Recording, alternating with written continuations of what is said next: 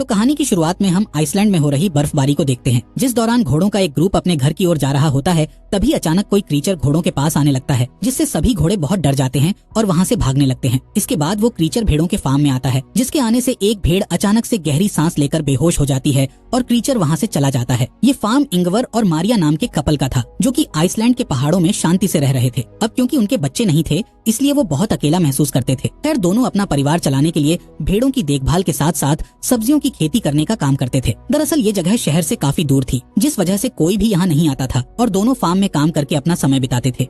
एक शाम मारिया और इंगवर अपनी प्रेग्नेंट भेड़ों की डिलीवरी में मदद करते हुए नजर आते हैं, जहाँ उन्हें पता चलता है कि बहुत सारी भेड़ों ने बच्चों को जन्म दिया है, जिससे मारिया बहुत खुश थी। लेकिन इंगवर को उनमें ज्यादा दिलचस्पी नहीं थी, क्योंकि इतनी सारी भेड़ों को पालने के लिए बहुत ज्यादा खर्चा होता था। एक दिन जब दोनों काम करके आपस में बातें कर रहे थे, तब मारिया इंगवर को अपने ट्रैक्टर में होने वाली प्रॉब्लम्स के बारे में बताती है, जिस पर वो कहता है कि उन्हें अगले सीजन से पहले ट्रैक्टर को ठीक करवाना होगा। इसी दौरान भेड़ों की शेड में उनका डॉग भौंकने लगता है, इसलिए उसे देखने के लिए दोनों शेड में आ जाते हैं। यहाँ वो देखते हैं कि डॉग एक प्रेग्नेंट भेड़ को देखकर भौंक रहा था, क्योंकि उस भेड़ का डिलीवरी का समय हो गया था। खैर, मारिया और इंगवर मिलकर उस भेड़ की डिलीवरी में हेल्प करते हैं, लेकिन जब वो उस भेड़ के बच्चे को देखते हैं तो बुरी तरह शॉक हो जाते हैं। दरअसल उस भेड़ ने एक हाइब्रिड बच्चे को जन्म दिया था, जिसमें उसका सिर भेड़ का था और शरीर इंसानों वाला था। यहाँ मारिया उस बच्चे को अपने साथ घर में ले जाती है और फिर दोनों मिलकर उसकी देखभाल करने लगते हैं। अब क्योंकि उनका कोई बच्चा नहीं था, इसलिए वो उसे ही अपना बच्चा मानने लगते हैं और उसे बहुत प्यार करते हैं। साथ ही वो उसका नाम अड़ा रखते हैं और उसे इंसानों की तरह ट्रीट करते हैं। इसके अलावा इंगवर उसके लिए एक बेबी कार्ट ले आता है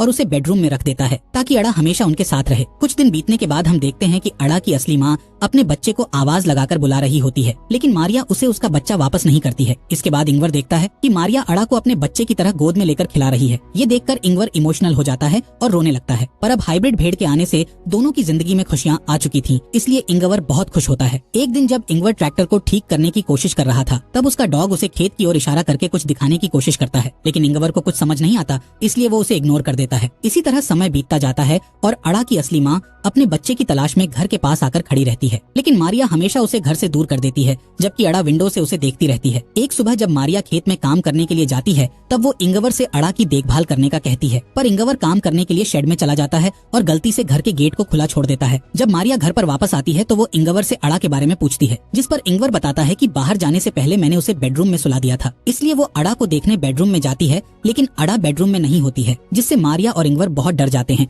और घर के चारों तरफ उसे ढूंढने लगते हैं। यहाँ मारिया बहुत ही टेंशन में आ जाती है। तब इंगवर उसे शांत करता है और कहता है कि वो अड़ा को जल्द ही ढूंढ लेंगे। अब वो दोनों अड़ा को अपने पूरे एरिया में खोजने लगते हैं, लेकिन उन्हें कहीं पर भी वो दिखाई नहीं देती है। इसलिए थक हार कर दोनों घर की ओर जाने लगते हैं। तब उन्हें भेड़ की आवाज सुनाई देती है। मारिया उस आवाज का पीछा करती है और देखती है कि अड़ा की असली माँ अड़ा को अपने साथ बाहर लेकर आई थी। मारिया तुरंत उस भेड़ से अड़ा को छीन लेती है और उसे ठंड से बचाने के लिए कपड़े से ढकने लगती है। जिसके बाद वो घर जाने लगते हैं, जिस दौरान अड़ा की माँ उनके पीछे आने लगती है, जिससे मारिया उस पर गुस्सा होती है और उसे यहाँ से दूर जाने का कहती है। घर में आने के बाद वो अड़ा को सुला देते हैं और राहत की सांस लेते हैं। कुछ महीनों बाद अड़ा बड़ी हो जाती है और अब वो इस परिवार का हिस्सा बन चुकी थी। खासकर अड़ा का रिश्ता मारिया के साथ बहुत अच्छा हो गया था और वो दोनों एक दूसरे के बिना नहीं रह सकती थी। एक रात मारिया को भेड़ों के बारे में डरावना सपना आता है, जिसे देखकर वो जाग जाती है और सोचने लगती है कि शायद अड़ा की माँ उसे अड़ा से दूर ले जाएगी। इसलिए मारिया अड़ा को बचाने के लिए एक प्लान बनाती है, जिसमें वो इंगवार और अड़ा को सोता हुआ छोड़ घर के बाहर आ जाती है और अड़ा की माँ को शूट करके मार डालती है। जिसके बाद वो उस भेड़ को वहीं पर दफना देती है। तभी इंगवार का भाई पीटर मारिया को ऐसा करते हुए देख लेता है। असल में पीटर शहर में रहा करता था और छोटे मोटे क्राइम करके पैसा कमाता था, लेकिन कुछ कारणों से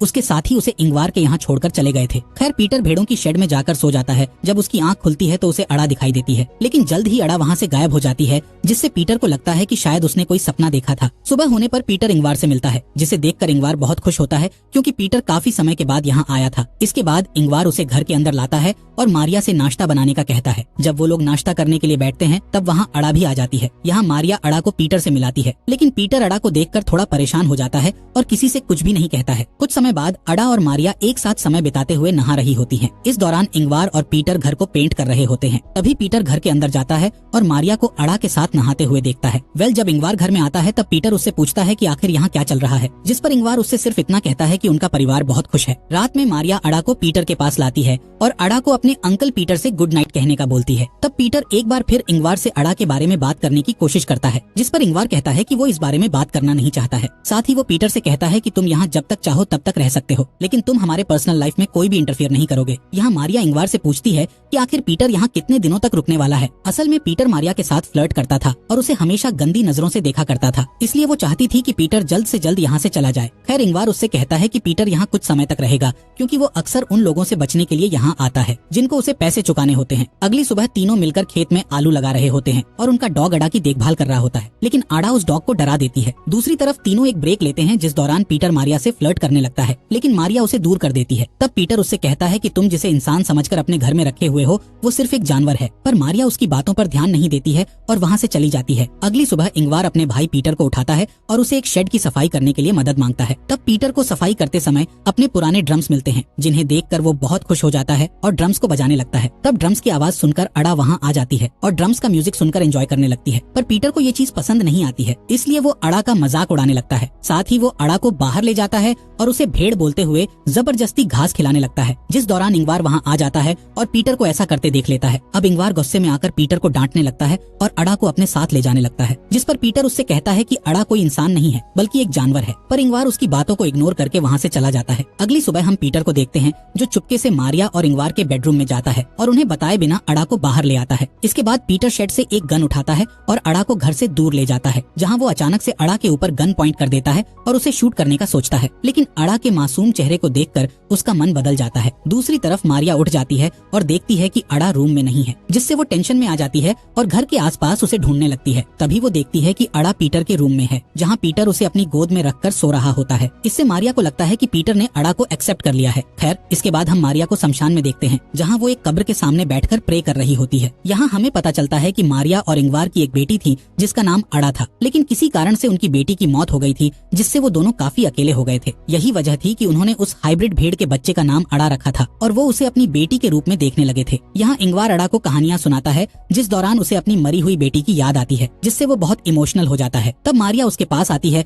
और उसे शांत करने लगती है। असल में ये दोनों अपनी बेटी की मौत का जिम्मेदार खुद को मानते थे, जिससे दोनों के बीच में काफी दूरियां भी हो गई थी, लेकिन जब से उन्हें अड़ा मिली थी तब से उन दोनों के बीच दूरियां खत्म होने लगी थी। इसके अलावा पीटर भी अब अड़ा को पसंद करने लगा था और अक्सर उसे घुमाने के लिए बाहर ले जाता था, जिससे इंगवार और मारिया भी खुश होते थे और उन्हें अच्छा लगता था कि पीटर ने उसे अपना लिया है। एक दिन पीटर अड़ा को अपने साथ मछली पकड़ने के लिए ले जाता है। तब वो अड़ा को अपने और इंगवार के बचपन के बारे में बताता है, लेकिन जब वो घर की ओर वापस जाते हैं तब रास्ते में उनका ट्रैक्टर खराब हो जाता है। यहाँ पीटर ट्रैक्टर को ठीक करने लगता है, पर उसे समझ नहीं आता है कि आखिर ट्रैक्टर में क्या प्रॉब्लम है, इसलिए वो ट्रैक्टर को वहीं छोड़ देता है और अड़ा को लेकर घर आ जाता है, जहाँ डिनर करने के बाद वो सभी टीवी में एक गेम देखते हैं, लेकिन उनकी टीम हार जाती है, जिससे उनका मूड खराब हो जाता है। इसलिए मारिया सबको खुश करने का सोचकर टीवी में पीटर के एक पुराने म्यूजिक वीडियो को चला देती है, जिससे सबका मूड अच्छा हो जाता है और वो डांस करने लगते हैं। यहाँ वो तीनों एंजॉय करते हुए ड्रिंक कर रहे थे। तब अड़ा उन्हें बिना बताए घर से बाहर आ जाती है, जहाँ वो उसी क्रीचर को देख लेती है जो कि कहानी की शुरुआत में भेड़ों के फार्म में आया था। इस क्रीचर को देखकर अड़ा घर की ओर भागती है और शेड में जाकर अपने आप को देखने लगती है। दरअसल अड़ा के मन में ये चल रहा था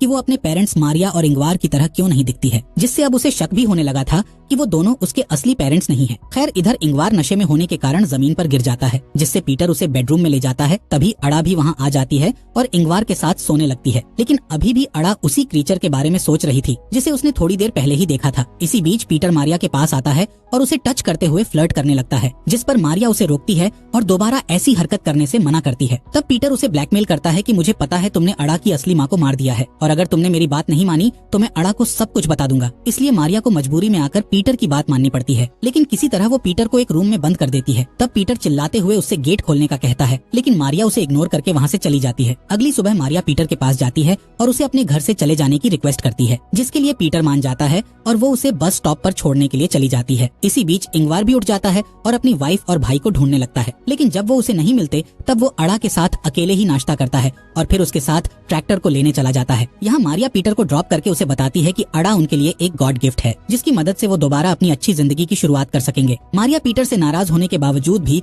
उसे कुछ पैसे देती है और फिर अपने घर की ओर निकल जाती है। इसी बीच इंगवार अड़ा को बताता है कि अगर वो घर का रास्ता भूल जाए तो वो घर कैसे पहुंच सकती है। खैर दोनों ट्रैक्टर के पास आ जाते हैं। तब इंगवार ट्रैक्टर को सही करने लगता है, लेकिन वो ट्रैक्टर की प्रॉब्लम को सही नहीं कर पाता है, इसलिए वो अड़ा के साथ वापस घर जाने लगता है। यहाँ मारिया भी घर पर आ चुकी थी। मारिया सोचती है कि अब वो और इंगवार अड़ा के साथ शांति से रह सकेंगे, लेकिन उसे घर में कहीं भी इंगवार और अड़ा दिखाई नहीं देते। तभी उसे गोली चलने की आवाज सुनाई देती लगती है, जिससे मारिया बहुत डर जाती है और जल्दी से फार्म की ओर भागने लगती है। यहाँ फार्म में हम देखते हैं कि उस क्रीचर ने इंगवार को गर्दन में गोली मारकर उसे मार दिया है। ये क्रीचर भी आधा इंसान और आधा भेड़ होता है, जिससे हमें पता चलता है कि ये अड़ा का असली पिता है और इसको देखने के बाद से ही अड़ा को अपने पेरेंट्स पर शक होने लगा था। खैर, अब वो क्रीचर अड़ा का हाथ पकड़कर उसे अपने साथ ले जाने लगता है। तब अड़ा इंगवार के पास जाने के लिए अपने हाथ को उस क्रीचर से छुड़ाने लगती है, पर वो क्रीचर उसे पकड़कर ले जाता है और अड़ा रोते हुए इंगवार को देखती रहती है। जल्द ही मारिया वहाँ आ जाती है और इंगवार को मरा हुआ देखकर बुरी तरह रोने लगती है। अब मारिया के पास कुछ भी नहीं बचा था और वो पूरी तरह से अकेली हो गई थी। कहानी के अंत में मारिया अपनी सारी उम्मीद खोकर